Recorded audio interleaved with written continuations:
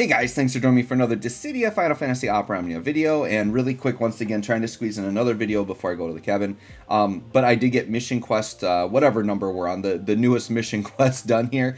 In this one, like, it seems kind of tricky at first because they want you to use, like, 2 throwing characters and then a spear. Well, the spear is easy because there's some really good spear characters, but the throwing weapon is, like, kind of tricky. But what it was is, these fights aren't like they're like a little undertuned because I think they're just straight rerun fights. I don't think they like really retune them, so the enemies are pretty squishy, like they go down pretty easily. So in this video here, and you can see I'm like really debating over what friend unit to take. So I was like, do I want to bring an offensive friend unit? I'm like, let's just bring an Aerith, right? So we actually bring Fujin into here just because Fujin's got an FR that I could use, even though her FR condition's kind of bad. But Fujin's actually got nice follow-up. She's got launching. I do like Fujin, and I blued her, so I'm like, we need to bring this girl out. And then Hope, I think, is probably the premium throwing character to use here for sure. And I think Quina is like the premium spear character to use here. I know a lot of people use Mog on this, and I think Mog would be really good here as well. I used Mog on the Lufenia version of the fight.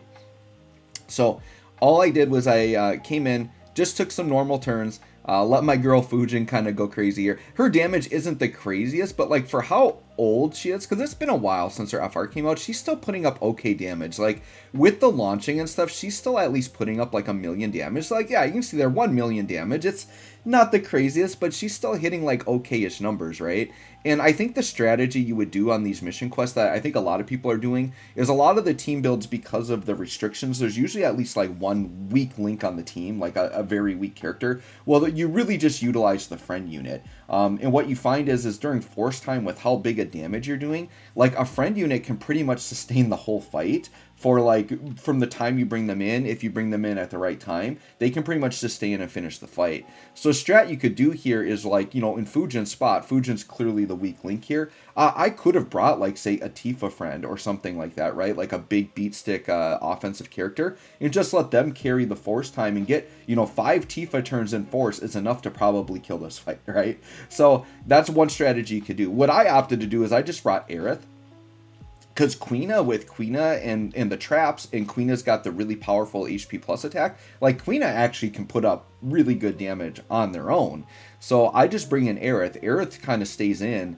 And Aerith, I just bring Aerith in during force time, double echo, pop the BT effect, and we're good. Like, that's all you really need the friend Aerith for. And then the friend Aerith just sits there while we dump out a bunch of damage with Quina's BT effect, and we're pretty much good to go. But yeah, you know, you kind of forget that Fujin has those wind off-turn attacks, which is kind of nice. And 400k damage there, that's good damage for an off-turn. So Fujin, not a bad character. I think she's a character that... she's a character that I think gets a lot more hate than she deserves. I actually think she's a lot better. You know, when she comes out, like, you know, when she's a new character, I think she's a little bit better than what people lead on. And I really liked Fujin to the point that I did blue her armor on release. Now, right now, like, yeah, she's definitely not like a premium crazy character. Like, she got her FR a while ago. But like when she gets Echo, like, yeah, I'll probably go for her BT. Like, I like Fujin. Definitely let my girl work here, right? And wind characters aren't the most common, so it's nice to have like a wind enchant apparel option. It's like her, Bartz, and Dorgan I think are kind of like the main ones, right? Alright, so then with Quina here, we're just trying to get Quina's frog stacks built up and all that, right? So what I'm going to do here, just because I am a little bit of a time crunch, well, this video is actually, it's only like a 9-minute video. We'll just go through it normally, I think, because we're going to get there. This is actually a pretty fast fight, and that's what I kind of found with some of these mission quest fights. Like I said, the enemies are very squishy. They go down pretty quick. So I really don't think this one was that bad at all. And, this is another one where I think I maybe had used the Rydia call earlier. I don't remember. I wasn't actually paying attention. But, you know, Rydia and Raijin are always just good ideas to have on hand, just to keep you kind of protected. And then you just kind of do your thing. And that's kind of what I did here. So there you go, 1.5 mil on that launch. Yeah, see, that Felfie I triple plus, I have no idea what it does, but it's probably really nasty or puts on a lot of debuffs. So my Rydia call just like completely protected us from that. And because those were off turn, my Rydia stacks actually did not decrease. My Rydia stacks only decrease when they hit me on turn. So I really get a lot out of the Rydia call here. So I did for sure put the Rydia call on because I saw it on my characters. And obviously we're getting missed there a lot. So I probably made this fight seem easier than it is because the Rydia just completely protects me.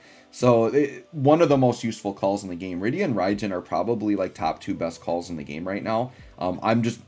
I always bring them, right? Unless there are bosses that do stop them, right? There's a lot of like non-dodgeable stuff, and then there's bosses that do like true damage that get around Raijin or whatever, but for the most part, they're very useful. And you can use them a lot. So yeah, we're kind of getting up towards force here. So once we get into that, the fight goes very, very quick. Because I'm looking at my timer here. There's only 3 minutes left in this fight. So you can see, even though the bosses are at like 80-something%, they get melted very quick once force time starts. And the fact that they are already down to like 85%, when I'm not really using a true DPS character, and we haven't entered force yet, tells me that these enemies are very squishy. Because in a modern Shinryu fight, like you're only getting them down to like 97% or something like that through normal damage by the time you go into force. So yeah, these guys are super squishy. Which I think it's fair, like they keep that in mind, knowing that they're giving you such restrictions. And a lot of players aren't going to have, like, say, a Fujin build. Not that Fujin was an important part of this, once again, right? You could also bring in, like, I think Sisney is a character I consider bringing in here. I think Sisney would do really nice. Free off-turn damage. You can't go wrong with a character like Sisney. But I went with Fujin. I'm like, I got to bring my girl back. We blued her. We got the blue Jin. All right, so now we're in force. So yeah, now we're just going to cook. We're going to cook a little bit. And yeah, you can see 5 million there just doing so much damage that it's like, yeah, these guys are going to just get incinerated. So on Fujin's next turn, so what I decided to do is let's just do a couple of hope ramps to get the gauge up like a little bit higher. I figured, why not? We'll pop the EX here. Yeah, 4 mil AoE. To these guys, that's a lot of damage. And then, dude, look at those heat traps. 5 mil a pop. Like, that's just so much damage. And then they're just like spamming turns. And then we got the wind slashes for 3 mil. And then there's a 5 mil heat trap. So, dude, the trap's just popping off here. Look at that. Fujin contributing. Like, that's good damage for Fujin. Now we say goodbye to Fujin, though. Now we say goodbye, and we'll just take Aerith the rest of the way. Because it's like, yeah, let's bring in the friend. Let's double echo. Like, just get the gauge up huge. Pop the BT. These guys are just incinerated. Like, actually, I think they might just flat out die on this BT attack. I know we do not nearly have to use this entire force time because the enemies are so squishy. But dude, 133%. The reason why I brought Aerith is I knew that her echo works so good with Hope's FR condition that we're just getting humongous gains here. 133% is pretty ridiculous on that echo. So the friend Aerith, I think, was totally worth it. And then let's pop the BT.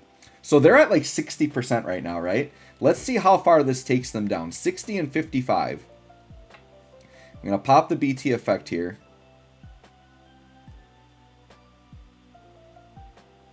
And then let's see. Yeah, almost to dead. Like, pretty dang close. Took them down to 18%. So that was a good, like, 40-something% of their health we just took off. Now, they're interrupting with the Felfii, but guess what? Rydia call. Rydia call says nope. So somebody in the comments can let me know, like, what that actually does. I think I heard it does some nasty debuff or something, but we just never saw it. So the fight just seems really easy. And then, like, yeah, let's cook. This cook attack is quite powerful, getting max damage on everything. And then that guy's dead. And then the heat says, yep, I'm going to finish you off. So anyways, guys, there you go. The latest mission quest done. This was during Iris's event. Let me know what you did for this fight. I thought it was pretty easy, though. Once again, just got to dodge those Felfii triple pluses and you're good to go. So thanks for watching. We'll catch y'all on the next one.